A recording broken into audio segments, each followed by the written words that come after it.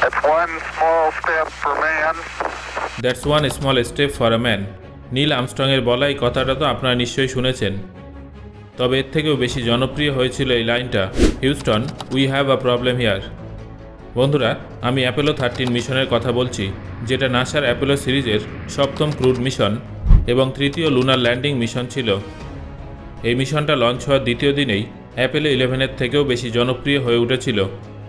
এর কারণ ছিল নাসার একটা সাকসেসফুল ফেইলিওর। বন্ধুরা, ধরুন আপনি মহাকাশের মাঝখানে আছেন এবং অক্সিজেন সিলিন্ডার ফেটে গেছে, তাহলে আপনি কি করবেন? এটা তো আপনারা ভালোভাবেই জানেন যে মহাকাশযানের ফুয়েল জ্বালানোর জন্য এবং আপনার শ্বাস নেওয়ার জন্য অক্সিজেন অত্যন্ত গুরুত্বপূর্ণ। তাদের সঙ্গেও ঠিক এরকম ঘটনাই ঘটেছিল। তাদের পরিস্থিতিটা এমন হয়ে গিয়েছিল যে তারা চাঁদেও যেতে পারছিল না, আবার পৃথিবীতে ফিরেও আসতে পারছিল না। স্বাভাবিকভাবেই মহাকাশের মাঝে দীর্ঘ সময় পর্যন্ত বেঁচে থাকাও তাদের পক্ষে ভীষণ কষ্টকর হয়ে গিয়েছিল। তাই তারা সিদ্ধান্ত নেন যে তারা লুনার ল্যান্ডারের সাহায্যে পৃথিবীতে ফিরে আসবেন আর নিজেদের বাঁচাবেন। তবে এখানেও একটা সমস্যা ছিল। লুনার ল্যান্ডার মূলত দুজন ব্যক্তিকে চাঁদে ল্যান্ড করানো এবং আনার জন্য তৈরি করা হয়েছিল। সেখানে 3 জন মানুষের থাকার মতো জায়গা বা অক্সিজেন কোনোটাই ছিল না। তারপরে এই মিশনটার কি হয়েছিল? তারা কি পৃথিবীতে ফিরে আসতে সফল হয়েছিলেন, নাকি মহাকাশেই কোথাও হারিয়ে গিয়েছিলেন? বন্ধুরা, এই ভিডিওতে এই সমস্ত প্রশ্নগুলোর উত্তরই খোঁজার চেষ্টা করব। তাহলে চলুন ভিডিওটা শুরু করা যাক। সবার প্রথমে আপনাদের এই মিশনে ব্যবহৃত হওয়া মহাকাশ যানটির সম্পর্কে জানিয়ে দেব, যেটা মূলত 3টে অংশে বিভক্ত ছিল। একটা ছিল লুনার মডিউল, আর দুটো হলো কমান্ড মডিউল এবং সার্ভিস মডিউল। বন্ধুরা, মহাকাশচারীদের ভাষায় বললে কমান্ড মডিউল এবং সার্ভিস মডিউলকে যুক্ত করেই অরবিটার তৈরি হয়। এই মিশনের 3 জন ক্রু মেম্বার অর্থাৎ mission commander Jim Lovell, command module pilot Jack Swigert এবং lunar module pilot Fred Haise চাঁদের অরবিটে পৌঁছানোর আগে কমান্ড মডিউলেই থাকতেন। পানীয় জল, ইলেকট্রিসিটি সাপ্লাই এবং বেসিক সুবিধা এই সব কিছু সার্ভিস মডিউল প্রোভাইড করে। বন্ধুরা, এই বিষয়টা ভালোভাবে বোঝার জন্য আমাদের এই মিশনের প্রথম দিনে ফিরে যেতে হবে। 1970 সালের 11 April Cape Kennedy space station থেকে ঠিক দুপুর 2:13 অ্যাপোলো 13 স্পেসক্রাফটটা নাসার multi unit Saturn V rocket সিস্টেমের সাহায্যে লঞ্চ করা হয়েছিল। পৃথিবীর বায়ুমণ্ডল থেকে বাইরে বেরোতেই অরবিটার স্যাটার্ন ভি রকেটের S4B ইউনিটের থেকে বিচ্ছিন্ন হয়ে যায় এবং ল্যান্ডার মডিউলকে নিয়ে চাঁদের দিকে বেরিয়ে যায়। 3 জন ক্রু মেম্বার এই বিষয়টা ভেবে খুশি ছিলেন যে আর মাত্র 3.5 দিন পরেই তারা চাঁদের মাটিতে ল্যান্ড করবেন। যদিও তারা এই বিষয়টা জানতেন না যে কয়েক মিটার দূরেই সার্ভিস মডিউলে মৃত্যু তাদের জন্য অপেক্ষা করছে। হ্যাঁ বন্ধুরা, সেখানে ছেঁড়া তার অত্যন্ত অগ্নিদাহ্য অক্সিজেনের সঙ্গে মিশে যাচ্ছিল। 1970 সালের 13 এপ্রিল সন্ধ্যায় যখন তারা পৃথিবীর থেকে আনুমানিক 3,22,000 কিলোমিটার দূরে ছিলেন, তখন লোভেল এবং হাইস ল্যান্ডার মডিউলকে চাঁদে ল্যান্ড করার প্রস্তুতি নিচ্ছিলেন।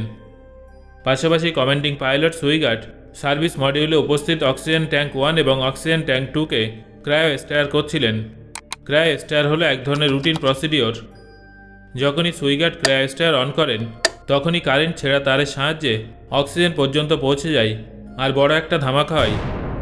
দ্বিতীয় অক্সিজেন ট্যাঙ্কে ভয়াবহ বিস্ফোরণ হয়েছিল, যার ফলে 1 নম্বর ট্যাঙ্কেও ছিদ্র হয়ে যায় আর মূল্যবান অক্সিজেন লিক হয়ে যায়। বিস্ফোরণের কারণে গোটা স্পেসক্রাফটটা দিগ্ভ্রষ্ট হয়ে যায়। বিস্ফোরণের আওয়াজ শুনে হাইস এবং লাভেল, যারা লুনার মডিউলে ছিলেন, তারা দৌড়ে কমান্ড মডিউলে চলে আসেন। তখনই তাদের ইনস্ট্রুমেন্ট প্যানেলের দিকে নজর পড়ে, যেখানে লো পাওয়ার সাপ্লাই দেখাচ্ছিল। তারা বুঝতে পারছিলেন না যে এসব কী হচ্ছে এবং কেন হচ্ছে। তখনই লাভেল জানলার বাইরে তাকান এবং দেখতে পান যে তাদের অক্সিজেন ট্যাঙ্ক ছিদ্র হয়ে গেছে এবং তাদের মূল্যবান অক্সিজেন লিক হয়ে যাচ্ছে। সমস্যা দেখে mission commanding officer level control রুমে ফোন করেন এবং তাদের সমস্ত তথ্য জানান। এই বিষয়টা জানার পরে কন্ট্রোল রুমে উপস্থিত সবার অবস্থা খারাপ হয়ে গিয়েছিল, কারণ তারা পৃথিবীর কাছেও ছিল না, আবার চাঁদের কাছেও ছিল না। তারা কি করবে কিছুই বুঝতে পারছিল না, কিন্তু তাও তারা আশা ছাড়েনি। তারা সেই সময়টাকে সঠিকভাবে কাজে লাগায়, কারণ তারা জানতেন যে তাদের মূল্যবান অক্সিজেন বের হয়ে যাচ্ছে। মহাকাশ মিশনে অক্সিজেন কতটা গুরুত্বপূর্ণ সেটা তো আপনারা সবাই জানেন। তারপর ক্রু মেম্বাররা ভয় না পেয়ে ওডিসির গাইডিং সিস্টেম ছাড়া অন্যান্য সমস্ত ইকুইপমেন্টের সুইচ অফ করে দেন, যাতে বিদ্যুৎ কিছুটা বাঁচানো যায়। সমস্ত ক্রু মেম্বাররা সেখান থেকে লুনার মডিউলে চলে আসেন। তবে লুনার মডিউলে যতটা অক্সিজেন ছিল সেটা শুধুমাত্র দুজন মানুষকে দুদিন পর্যন্ত সুরক্ষিত রাখার জন্য পর্যাপ্ত ছিল। তাই তারা সিদ্ধান্ত নেন যে তারা বাঁচলেও একসঙ্গেই বাঁচবেন আর মরলেও একসঙ্গেই মরবেন। তারপর তারা তিনজন সেখানে সমস্ত বেসিক ইকুইপমেন্ট এবং সমস্ত দরকারি ইকুইপমেন্ট সঙ্গে নিয়ে লুনার মডিউলে চলে আসেন। সেই সময় সমস্যা সবে শুরু হয়েছিল, কারণ বিস্ফোরণের পরে স্পেসক্রাফটটা দিগ্ভ্রষ্ট হয়ে পড়েছিল। ইঞ্জিন খারাপ হয়ে যাওয়ার পরে সেটাকে পুনরায় ট্র্যাকে আনা অসম্ভব হয়ে উঠেছিল। তারা ক্রমশ মহাকাশের গভীরে হারিয়ে যাচ্ছিলেন। গ্রাউন্ড কন্ট্রোলে উপস্থিত ব্যক্তিরা ওই মহাকাশ যানটাকে পুনরায় ট্র্যাকে আনার জন্য লুনার মডিউলের সাহায্য নেওয়ার কথা ভাবেন। তবে লুনার মডিউলে পৃথিবীতে আসার জন্য পর্যাপ্ত ফুয়েল বা বিদ্যুৎ কোনোটাই ছিল না। সেই জন্য তারা চাঁদের মাধ্যাকর্ষণ শক্তি ব্যবহার করার কথা ভাবেন, যার সাহায্যে মহাকাশ যানটার দিক পাল্টানো যায়। তবে এখানেও একটা সমস্যা ছিল। আসলে লুনার মডিউলে উপস্থিত ডেটা কন্ট্রোল অনেক পুরনো ছিল এবং অনেক কম ডেটা প্রসেস করতে পারত। সেই জন্য ইঞ্জিনের কতটা ফুয়েল প্রয়োজন এবং কখন বার্ন করতে হবে তার জন্য অনেক বড় ক্যালকুলেশন করতে হতো। এর জন্য তাদের হাতে খুব বেশি সময়ও ছিল না। ওই স্পেসক্রাফটটা দ্রুত গতিতে চাঁদের অন্যদিকে এগিয়ে যাচ্ছিল। যদি এমন কিছু হতো তাহলে স্পেসক্রাফটটা চাঁদের পিছনে চলে যেত আর সেটাকে ফিরিয়ে আনা অসম্ভব হতো। পৃথিবীতে উপস্থিত ভিন্ন ভিন্ন বিজ্ঞানীরা অনেক দ্রুত ক্যালকুলেশন করে ফেলেন আর ক্রু মেম্বাররা সেই ক্যালকুলেশনগুলোকে সঠিকভাবে বাস্তবায়িত করেন, যার ফলে চাঁদের মাধ্যাকর্ষণের কারণে মহাকাশ যানটা দিক পাল্টে ট্র্যাকে চলে আসে আর তারা পৃথিবীর দিকে আসতে শুরু করেন। লো পাওয়ার সাপ্লাইয়ের কারণে এই মহাকাশ যানটার ভেতরের তাপমাত্রা প্রায় 3 ডিগ্রি সেলসিয়াস হয়ে গিয়েছিল আর ল্যান্ডিংয়ের সময় H2O ব্যবহার হতো, তাই তাদের জল কম ব্যবহার করতে হতো। বন্ধুরা, আপনারা একবার তাদের পরিস্থিতিটা বোঝার চেষ্টা করুন। ডিহাইড্রেশন এবং ঠান্ডার কারণে তাদের অবস্থা শোচনীয় হয়ে উঠেছিল। অন্যদিকে মহাকাশযানের ভিতরে কার্বন ডাই অক্সাইডের লেভেল ক্রমশ বেড়ে যাচ্ছিল, কিন্তু তাও ক্রু মেম্বাররা অনেক কষ্টে পৃথিবীর বায়ুমণ্ডলের কাছাকাছি চলে আসে। এবার তাদের কাছে সবথেকে কঠিন চ্যালেঞ্জ ছিল পৃথিবীতে পুনরায় ফিরে আসা। মহাকাশ যানটাকে ম্যানুয়ালি গাইড করার সময় এই বিষয়টা সম্পর্কে গুরুত্ব দিতে হতো যে এটা কোন অ্যাঙ্গেলে পৃথিবীতে প্রবেশ করবে, যেটা 5.5 থেকে 7.5 ডিগ্রি পর্যন্ত থাকতে হতো। কারণ যদি সেটা তার থেকে কম হতো তাহলে মহাকাশের বায়ুমণ্ডল লিকুইডের মতো আচরণ করত। যেভাবে একটা পাথরকে ফেললে সেটা বাউন্স ব্যাক হয়, সেইভাবে এই মহাকাশ যানটাও বাউন্স ব্যাক হয়ে যেত।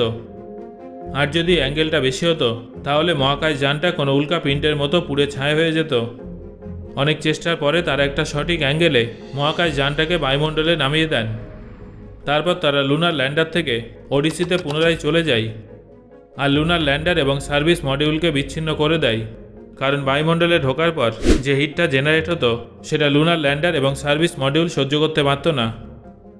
1970 সালে 17 এপ্রিল শেষমেশ এই মহাকাশ যানটা পৃথিবীর বায়ুমণ্ডলে প্রবেশ করে যায় আর ঠিক দুপুর 1:13 প্যারাশুটের সাহায্যে তারা প্রশান্ত মহাসাগরে ল্যান্ড করেন এবং সেখান থেকে তাদের উদ্ধার করে নেওয়া হয়। বন্ধুরা, এই দুর্ঘটনার পর সমস্ত স্পেস এজেন্সিরা তাদের মধ্যে অনেক পরিবর্তন আনে, যাতে ভবিষ্যতে তাদের এই ধরনের সমস্যার সম্মুখীন হতে আর না হয়।